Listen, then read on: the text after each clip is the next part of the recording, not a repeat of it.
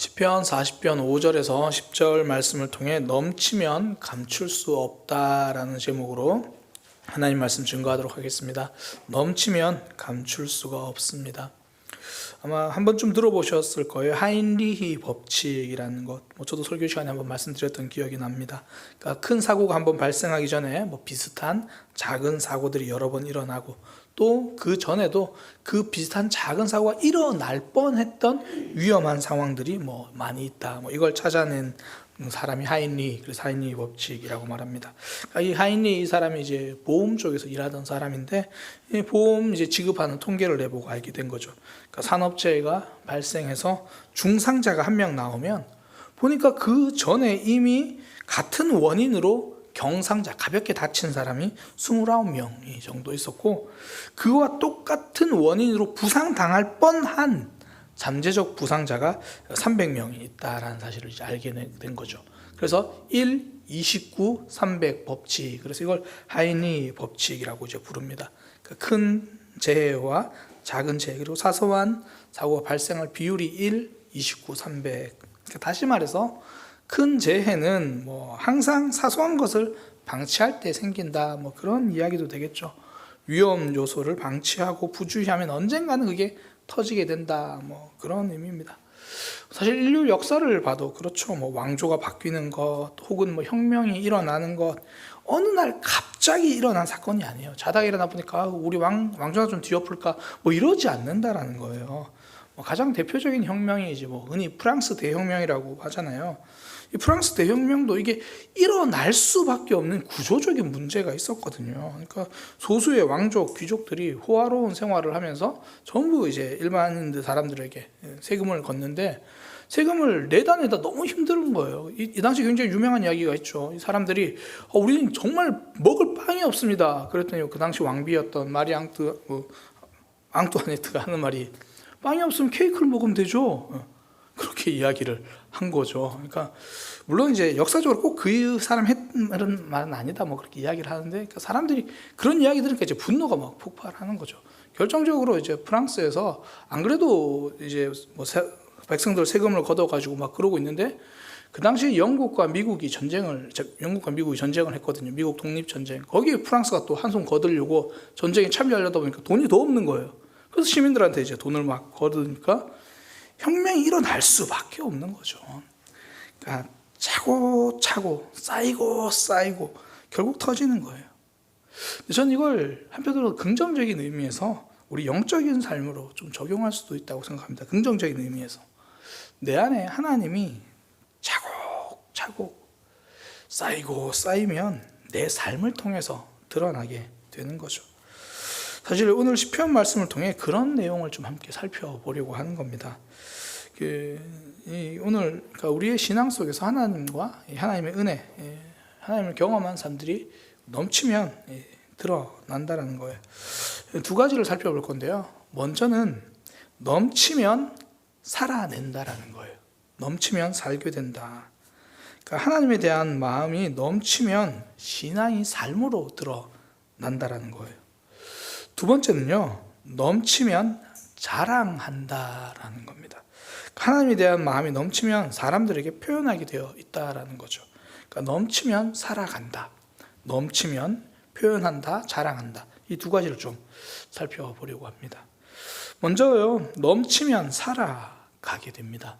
그러니까 하나님을 향한 생각을 마음에 품고 계속 살면 그 마음이 커지면 삶으로 드러난다라는 거죠. 우리의 삶과 신앙은요, 단순히 이 임무 완료, 임무 완수를 그 너머에 있는 거예요. 예를 들어 이제 주일이 되면 우리는 예배라는 임무를 가지고 사실 교회로 오잖아요. 오늘도 이제 금요일이 됐는데 비 오는 거 보고 고민이 되잖아요. 비 오는데 어떡하지? 그래서 여기 오시는 분들은 그래도 금요기도에 가야지 사모하는 마음으로 오셨겠지만 마음 한편에 0.00001%는 그래도 늘 갔으니까 내가 안 가면 또 비 온다고 우리 목사님 내가 또 안 왔나 보다 생각할까 봐 임무 완수라는 그런 마음으로 올 때가 있다라는 거죠. 그래도 예수님 내가 믿으니까 종교가 기독교니까 예배라는 임무를 완수하기 위해서 교회로 오는 경우가 있다라는 거죠. 여기서 이 하나님에 대한 우리의 마음은요, 예배 참석이라는 임무 완료, 이 예배 참석한 것만으로는 다 드러나지 않는다라는 거예요. 그건 임무 완료니까. 예배에 왔다고 해서 우리의 마음이 나타나는 건 아니죠. 우리의 마음은요, 임무 완료 그 너머의 삶을 통해서 드러나는 거예요. 그러니까 단순하게 말해서 이런 거죠. 예배 참석하기 전과 예배 참석 후에 우리의 모습을 통해 하나님을 향한 우리의 마음이 드러난다는 거예요. 그래서 오늘 본문에서 다윗이 그렇게 말하는 거예요. 주께서 내 귀에 말씀하셨습니다. 나에게 말씀해 주셨습니다. 그 내용이 뭐냐면, 나는 제사와 예물을 기뻐하지 않는다. 제사를 드려라, 예물을 드리라, 이렇게 말씀하시는 게 아니라 기뻐하지 않는다. 그러면서 드리지 말라고 이야기하세요. 번제와 속죄자를 요구하지 않으신다. 하나님이 다윗에게 그렇게 이야기했다라는 거예요. 실제로 하나님이 번제, 제사 다 이야기하셨잖아요. 근데 다윗에게는 지금 그거 요구하지 않는다. 그러니까 오늘날로 말하면 너희 이제 예배 드리러 오지 마라. 이제 그렇게 이야기를 하는 거예요. 왜 그런가 했더니, 그러니까 그런 거죠. 하나님 앞에 제사 드리는데 그것이 딱 임무 완료 수준이라는 거예요. 그러니까 양을 가져왔으니까 끝났죠. 뭐 이런 거죠. 번제 드렸습니다. 끝난 거예요. 이제 난 다 할 거 다 했어. 임무 완수, 끝. 그런 거죠. 근데 우리의 마음, 하나님 향한 마음, 삶은 임무 완수 너머에 있는 거잖아요. 그러니까 단순하게 말해서 임무 완수하는 그 시간 말고, 앞서 이야기한 것처럼 그 시간과 그 시간 전과 그 시간 후에서 그 모습을 통해 우리의 진심이 드러나는 거예요. 뭐 결혼식 한번 생각해 보죠. 결혼식을 생각해서 굉장히 화려하고 아름다운 결혼식을 합니다. 그런데 사실 그 결혼식이 아무리 화려하고 드레스가 아무리 새하얗고 남자가 아무리 그 좋은 예물을 준비한다고 해서 서로의 마음을 알 수는 없어요. 언제 알 수 있냐면 결혼식보다는요, 결혼식 후 그리고 결혼식 전, 그때 알 수 있는 거예요. 그러니까 결혼식을 준비하면서 서로 얼마나 배려했는가, 같이 다니면서, 그래서 보통 결혼 준비하다가 헤어지는 사람들 많다고 하더라고요. 저는 그거 정말 나쁘게 보지 않아요. 얼마나 감사해요. 결혼식 준비하다가 상대방이 나를 배려하지 않는구나 안 거잖아요. 그건 복입니다. 정말 결혼식 준비하다가 헤어진 건 복이에요. 결혼식까지 하면 더 큰일 나죠. 그 상황에서. 그래, 서로의 아는 거죠. 나를 얼마나 존중해 주는가, 상대방의 가치를 얼마나 존중해 주는가. 그러니까 그건 결혼식을 통해서 아는 게 아니라 결혼식 전의 준비 과정을 통해서 아는 거죠. 혹은 결혼식 이후의 삶을 통해서 아는 거잖아요. 결혼을 마치고 진짜 결혼 생활을 할 때 여전히 상대방을 귀하게 여기는가, 그런 거죠. 여전히 상대방의 손을 잡고 함께 동행하는가, 그걸 통해서 아는 거죠. 그러니까 신앙이 그렇다는 거예요. 다윗도 제사 이후의 삶을 사실 이야기해요. 그러니까 오늘 본문에서 이제 하나님이 제사를 드리지 말라라고 이야기하니까 다윗은 바로 이어서 삶을 이야기해요. 그때 내가 말하기를 내가 왔나이다. 저 하나님 앞에 서 있습니다. 그리고 나서 하는 말이 제가 지켜야 할 하나님의 말씀을 여기 가지고 왔습니다. 여기 하나님의 책 두루마리가 있습니다. 이거는 제가 지켜야 할 말씀, 이 말씀 가지고 왔습니다. 그 이야기예요. 저는 하나님의 말씀대로 살아가겠습니다. 그러니까 단순히 제사라는 임무 완료를 넘어서 삶으로 하나님을 섬기는 모습을 보여드리겠습니다. 그 이야기를 하는 거예요. 하나님의 말씀을 제 심중에 두겠습니다. 제가 지켜야 될 말씀, 전 이거 붙들고 살아가겠습니다. 그러니까 제사 이후의 삶을 이야기를 하는 거죠. 하나님이요, 제사를 금지하실 때 항상 이 삶과 연결해서 제사를 금지시키세요. 가장 대표적으로 하나님께서 제발 너희가 좀 제사 좀 드리지 마라 라고 말씀하셨던 그 본문이 이사야서거든요. 이사야 1장 11절 12절에 굉장히 선명하게 나와요. 11절 보면 여호와께서 말씀하시되 너희의 무수한 재물이 내게 무엇이 유익하뇨? 나는 수장의 번제와 살찜 짐승의 기름에 배불렀고 나는 숫송아지나 어린 양이나 수염소의 피를 기뻐하지 아니하노라. 12절에 너희가 내 앞에 보이러 오니 이것은 누가 너희에게 요구냐? 야, 누가 그런 식으로 예배드리래? 너희는 내 마당만 밟을 뿐이야. 우리 흔히 그런 얘기 하잖아요. 교회 마당만 왔다 갔다 한다고. 딱 하나님께서 그 얘기를 하신 거예요. 결정적으로 13절에 하나님 그렇게 이야기하십니다. 헛된 죄물을 다시는 가져오지 마라. 너희가 분향하는 제사는 내가 가증히 여기는 바다. 너희가 이것저것 모이는데 그거 모이면서 더불어 악을 행하는 것을 내가 견디지 못하겠노라. 제사는 했다. 그러나 이후의 삶은 여전히 악이었다. 그러니 너희는 그 모습으로 살지 마라. 그러니까 임무 완료는 했습니다. 그러나 이후의 삶은 없는 거예요. 그러니까 하나님을 향한 마음이 없으니까 신앙이 딱 임무 완료에 그치는 거예요. 그 이후의 삶이 따라오지 않습니다. 그러니까 신앙생활은요, 전부 여기에서 드러나요. 그러니까 임무 완료 이후에 우리의 모습이 어떤가. 넘치면, 하나님을 향한 마음이 넘치면 임무 완료 이후의 삶이 드러나는 거거든요. 그러니까 예를 들어 뭐 새벽 기도, 이제 4월이 곧 다가옵니다. 고난주간이 시작되죠. 여러 의미에서 고난주간이 시작될 겁니다. 특별 새벽 기도를 이제 할 건데, 특별 새벽 기도 하면 이제 제가 보통 예전에는 이제 뒤에 플랜카드 걸었을 때 정교인 특별 새벽 기도라고 제가 정교인을 계속 이렇게 강조를 하잖아요. 그러면 또 마지못해서 목사님 또 저렇게 강조하시니까 임무 완료하러 사실 새벽 기도 나올 때도 있죠. 그렇잖아요. 임무 완료하러 이렇게 나오는 청년들이 가끔씩 있다고요. 그게 나와요. 근데 그 나온 새벽 기도가 임무 완료인지 아닌지 어떻게 아나요? 새벽 기도 맞춰보면 알아요. 이제 딱 기도합시다. 그리고 음악이 나오는 순간에 딱 드러나는 거예요. 물론 출근 시간 때문에 빨리 일어나는 그런 거 말고요. 제 개인 기도 시작해서 그 분위기 있잖아요. 이제 일어나도 되겠다는 분위기. 그 분위기만 딱 기다리고 딱 이제 일어나는, 내가 앉아 있어야 할 임무 완수까지만 하는 거죠. 그러니 능력이 없습니다. 하나님 앞에 순종하는 삶도 그래요. 임무 완수의 삶이 있고 그 너머까지 다가가는 삶이 있는 거죠. 제가 소개한 적이 있는 영화인데요. 그 악마는 프라다를 입는다. 제가 그 영화를 보다가 정말 제 무릎을 탁 치게 한 그런 장면이 하나 있었어요.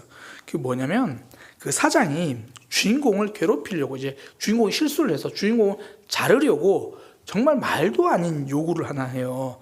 그러니까 자기 이제 두 딸이 읽을 해리포터 책을 구해오라는 거예요. 그 어렵지 않잖아요. 근데 아직 출간하지 않은 다음 시리즈 책을 가지고 오라고 하는 거예요. 그러면서 하는 말이, 그거 구하지 못하면 출근하지 않아도 돼. 이제 그렇게 이야기를 한 거예요. 우여곡절 끝에 다행히 출간되기 전에 그 원고를 구해가지고 만들어서 옵니다. 근데 제가 거기서 진짜 무릎을 친 게 뭐냐면, 사장 앞에 한 권을 딱 가져가요. 이게 사장이 묻습니다. 아니 뭐 아이가 2명인데 한 권을 가져오면 어떡해? 그때 그 주인공이 뭐라고 대답하냐면, 이건 원본입니다. 이미 책 2권이 제본되어서 쌍둥이가 기차에서 보고 있습니다.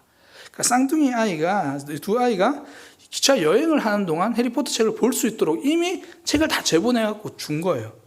그러니까 해리포터를, 물론 이제 말도 안 되는 요구지만 그 책을 구하는 것까지는 임무 완수예요. 근데 그걸 쌍둥이들이 읽을 수 있도록 2권까지 미리 구하고, 그리고 여행 중에 읽을 수 있도록 만들어주는 것, 이게 임무 완수 너머의 삶이잖아요. 그러니까 고객이 만족할 때까지. 어떤 의미에서 신앙생활은 하나님의 진심에 우리가 접근할 때까지 가는 거죠.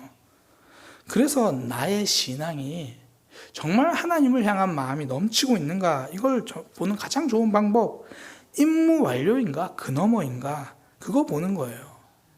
이걸 볼 수 있는 거, 그러니까 예배 이후의 삶인 거죠. 또 하나 선명히 드러나는 게 예배 이전의 삶이에요. 흔히 태도라고 말하는 거잖아요.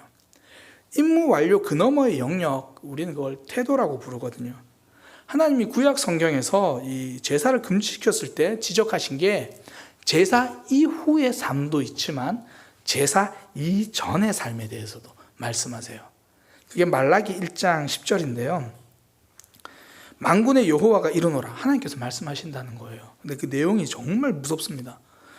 너희가 내 제단 위에 헛되이 불사르지 못하게 하기 위해서, 그러니까 너희가 내 제단에서 예배하지 못하게 하기 위해서 너희 중에 성전 문을 닫을 자가 있었으면 좋겠도다. 그러니까 아무도 예배 드리지 못하게 누가 교회 문 좀 잠궈버렸으면 좋겠다. 하나님이 지금 그렇게 이야기를 하시는 거예요.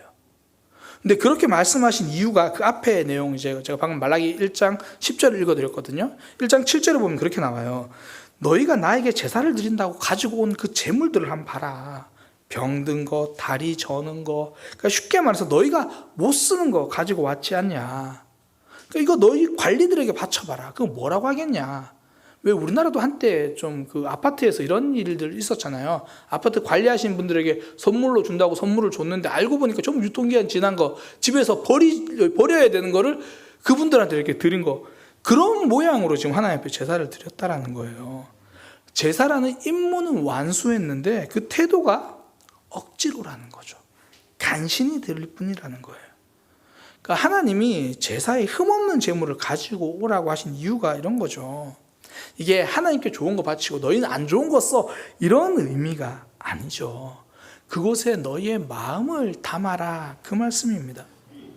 동양 고전 논어에 보면 이 예절에 대한, 예에 대한 이야기가 많은데요, 제가 이 논어를 보면서 참 이 예라는 것에 대해서 다시 한번 생각하게 됐어요.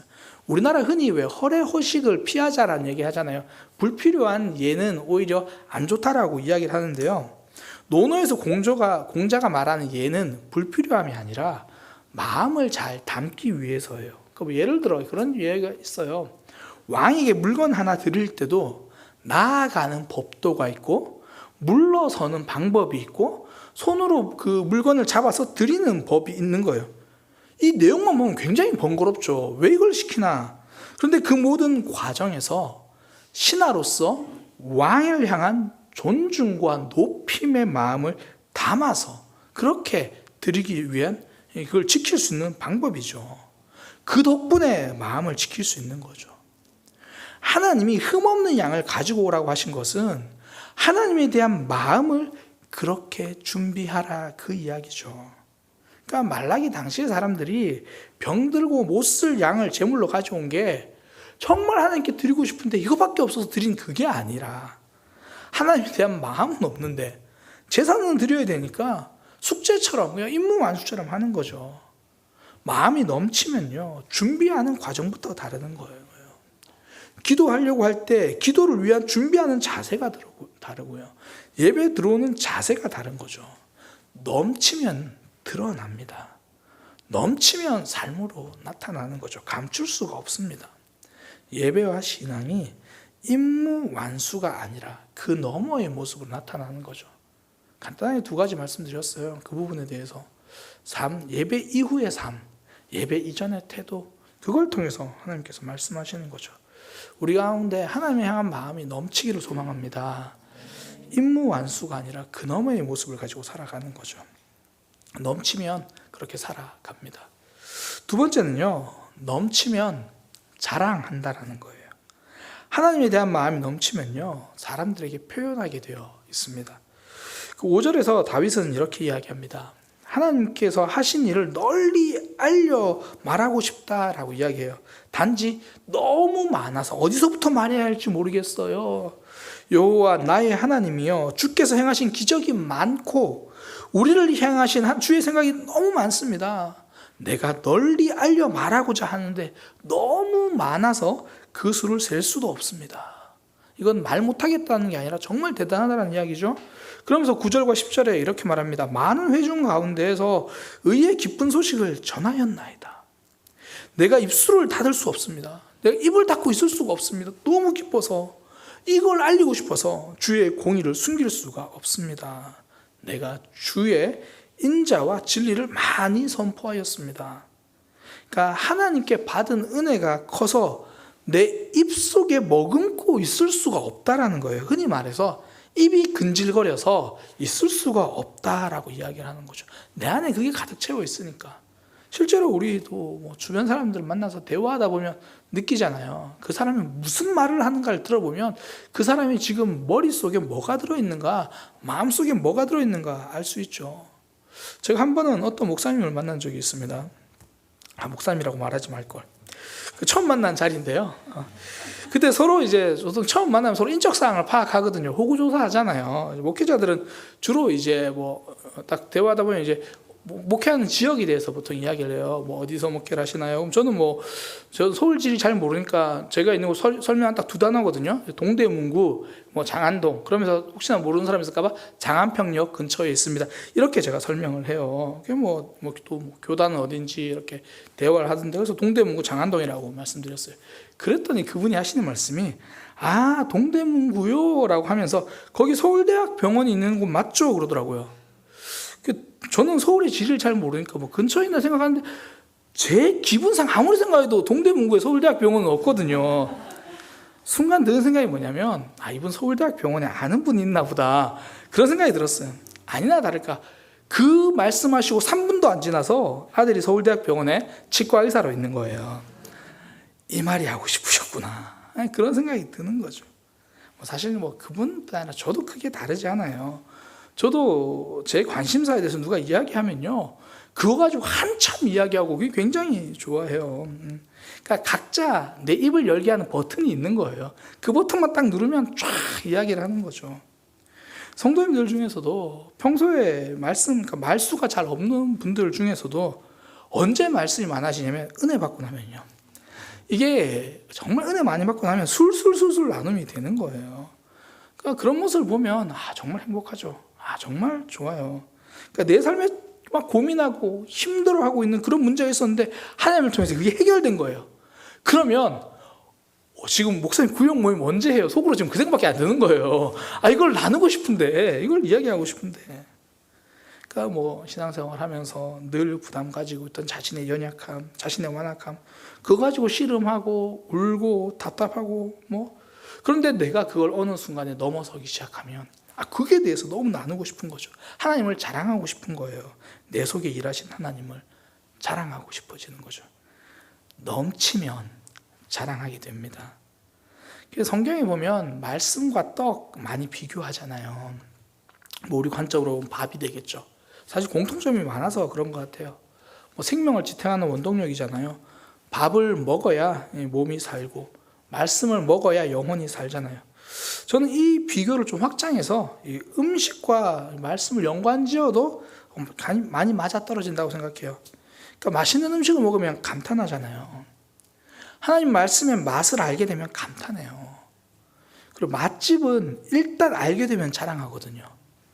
나 혼자 알아야지 그렇진 않아요. 특히 사랑하는 사람, 소중한 사람에게 꼭 알려주려고 해요. 저도 가끔씩은 내가 정말 아내를 사랑하나라는 생각이 들 때가 있어요. 근데 제가 역시나 아내를 사랑하는구나 생각 든 게, 저는 맛있는 집 먹고 오면 그 주에 꼭 아내를 데리고 가야 돼요. 무조건 한 번 더 먹으려고 그러는 게 아니고 꼭 이렇게 아내랑 함께 한 번 더 먹으려고 그러나? 그러니까 맛있는 걸 먹고 나면 소중한 사람이 꼭 알려주려고 하죠. 말씀이 그렇다는 거예요. 나에게 너무 단 말씀, 나를 살려주신 그 말씀, 내게 답이 된 그 말씀, 그걸 함께 나누고 싶어진다는 거죠. 그러니까 굉장히 단순해요.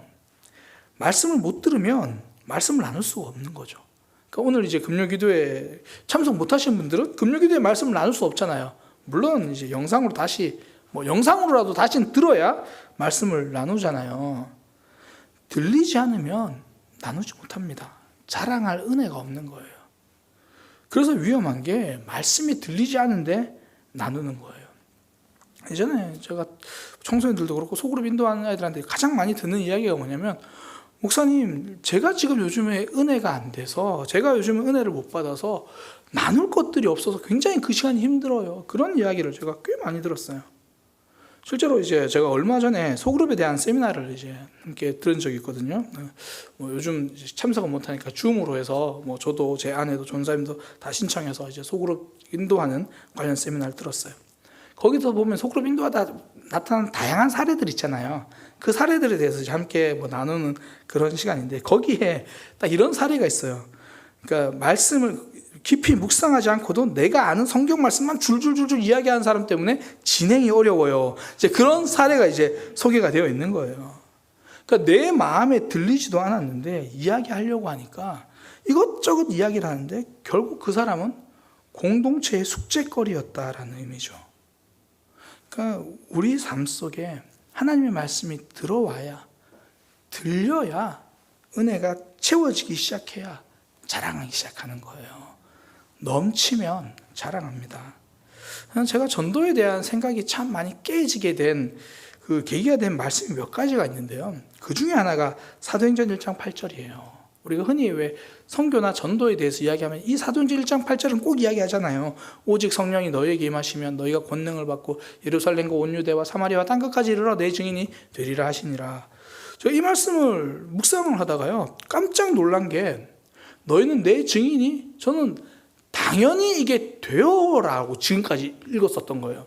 청년 때 제가 이 말씀 묵상하다가 되어라가 아니고 되리라는 거에서 깜짝 놀랐어요.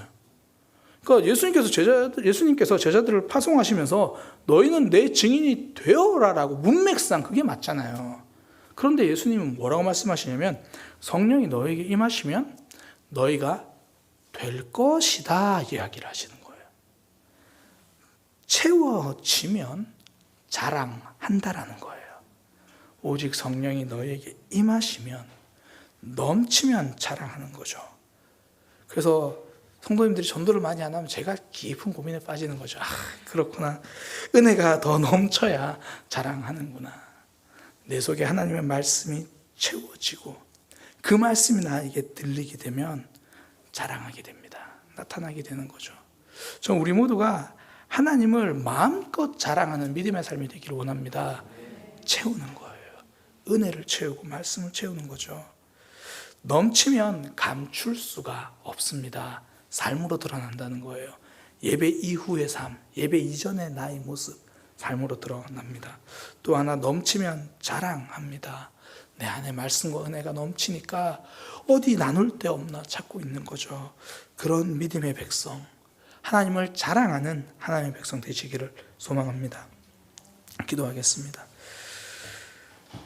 하나님, 우리의 삶에서 다른 것 자랑하기보다 하나님을 먼저 자랑할 수 있는 삶이 되기 원합니다. 그러기 위해서 하나님의 말씀, 하나님의 은혜를 우리 속에 채워가는 삶이 되게 하여 주옵소서. 말씀을 듣게 하시고 말씀이 들려지게 하여 주옵소서. 주의 은혜를 사모하며 갈망하는 삶이 되게 하여 주옵소서. 무엇보다 하나님, 나의 신앙을 점검하기 위해서 나의 태도를 점검합니다. 나의 신앙을 점검하기 위해서 나의 삶을 점검합니다. 하나님을 향한 마음이 넘쳐서 예배 이후의 삶, 예배 이전의 태도로 드러나게 하여 주옵소서. 예수님의 이름으로 기도드립니다.